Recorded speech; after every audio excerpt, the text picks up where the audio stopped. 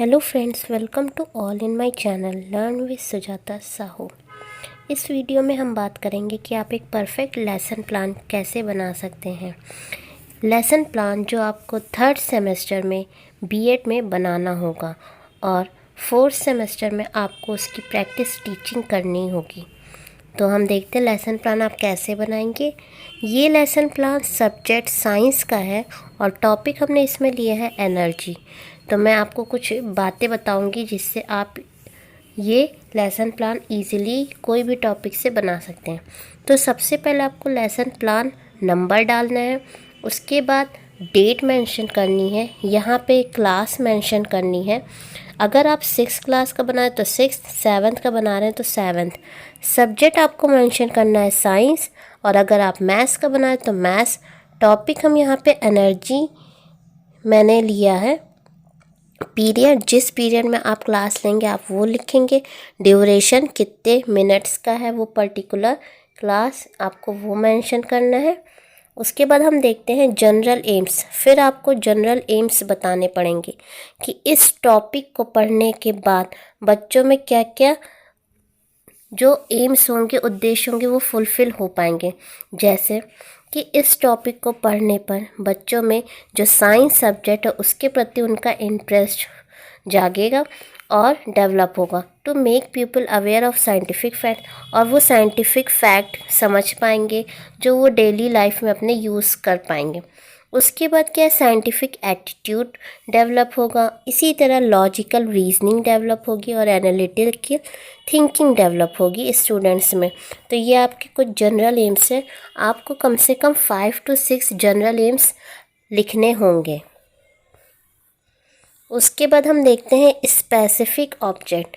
तो specific object क्या है, सबसे पहला आपका नॉलेज लेवल होगा जिसमें बच्चे एनर्जी टॉपिक को, एनर्जी जो वर्ड है उसको डिफाइन कर पाएंगे। देन सेकंड है बच्चे एनर्जी के बारे में और ज़्यादा जान पाएंगे, उसे समझ पाएंगे।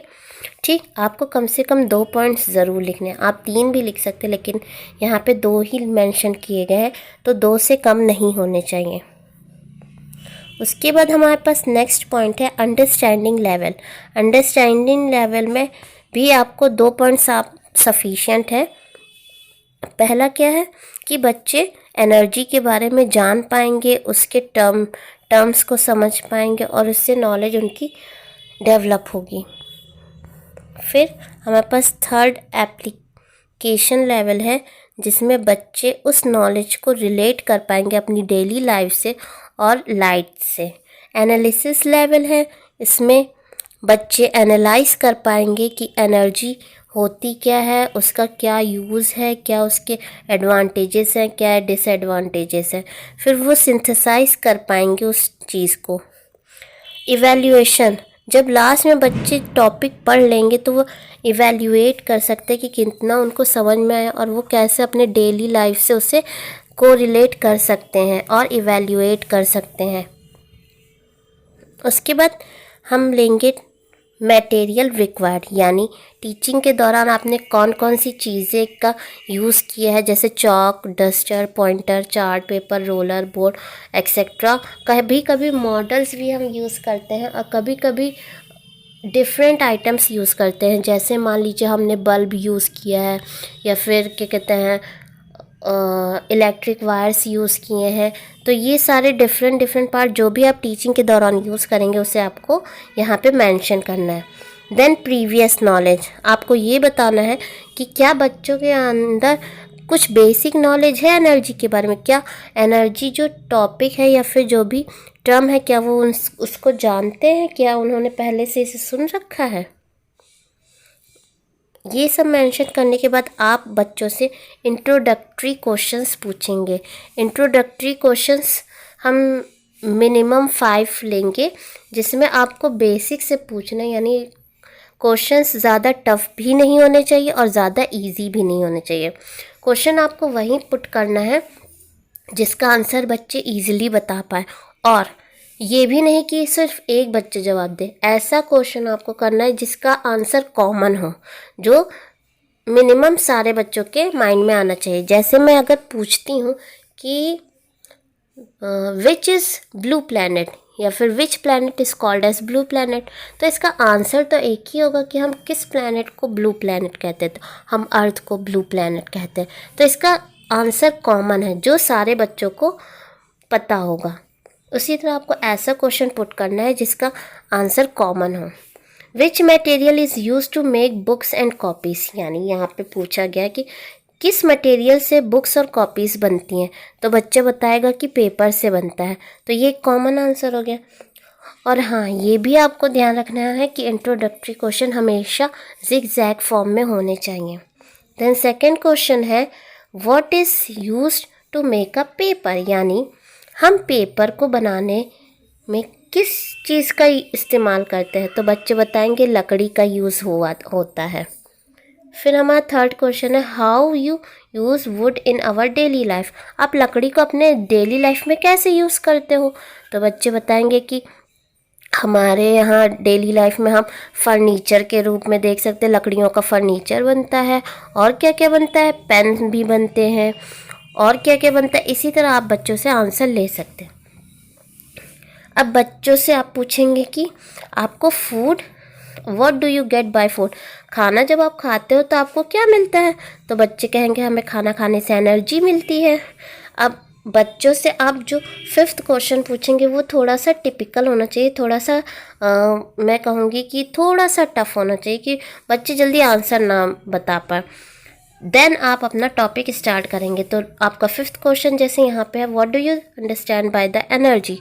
तो बच्चे अब एनर्जी तो पता है कि हमें खाने से एनर्जी मिलती, लेकिन पर्टिकुलर डेफिनेशन, पर्टिकुलर उसका जो भी मीनिंग है वो बच्चे कहीं ना कहीं नहीं जान पाएंगे। तब आप अपना टॉपिक स्टार्ट करेंगे। उसके बाद स्टेटमेंट, ये मैं आपको बता रही हूँ कि आप अपना लेसन प्लान कैसे बनाएंगे, फाइल में कैसे मेंशन करेंगे, क्या क्या चीज़ें आपको लिखनी है। Statement of aim, statement of aim में लिखना है आपको students today we will discuss about the energy. ये आपको बच्चों को बताना है कि बच्चों आज हम क्या पढ़ेंगे, तो आज हम एनर्जी के बारे में पढ़ेंगे। उसके बाद आपको क्या बनाना है, प्रेजेंटेशन, जो एक तरफ आपको टीचिंग पॉइंट लिखने, सेंटर में प्यूपिल टीचर्स एक्टिविटी, जो भी प्यूपिल टीचर एक्टिविटी करेगा उसे यहाँ लिखना है। स्टूडेंट रिस्पांस में जो बच्चे आंसर देंगे उसे आपको लिखना है, या फिर उनका कैसा रिस्पांस है, क्या वो शांत है, क्या वो लिख रहे हैं, क्या वो बता रहे हैं, क्या वो पढ़ रहे हैं, क्या कर रहे हैं वो लोग। सबसे पहले आपका होगा डेवलपमेंट्री क्वेश्चन, जो आपके दो होंगे। इसमें जैसे इन्होंने पहले लिखा है what do you get from food, आप फूड से आपको क्या मिलता है। तो बच्चे कहेंगे energy. What do you understand by the term energy, तो बच्चे उसका क्लियर रिस्पांस नहीं कर पाएंगे, मतलब पर्टिकुलर डेफिनेशन नहीं बता पाएंगे। तो यहाँ पे नो क्लियर रिस्पांस लिखा गया। फिर प्यूपिल टीचर्स स्टेटमेंट, अब ये जो एनर्जी ये प्यूपिल टीचर बताएगा। प्यूपिल टीचर मैं इसलिए कह रही हूँ क्योंकि अभी वो टीचर या फिर स्टूडेंट अभी प्रैक्टिस कर रहा है। उसके बाद प्यूपिल टीचर ने डेफिनेशन बताए, जिसमें बच्चे क्या है सुनेंगे और ध्यान से उससे समझेंगे। तो इसीलिए यहाँ पे लिखा गया स्टूडेंट्स आर लिसनिंग केयरफुली। उसके बाद प्यूपिल टीचर ने यूनिट बताई है, डेफिनेशन बताई है एनर्जी की। देन फिर टीचिंग मेथड, आपने क्या क्या यूज़ किया है टीचिंग मेथड, जैसे आपने क्वेश्चन आंसर मेथड का यूज़ किया।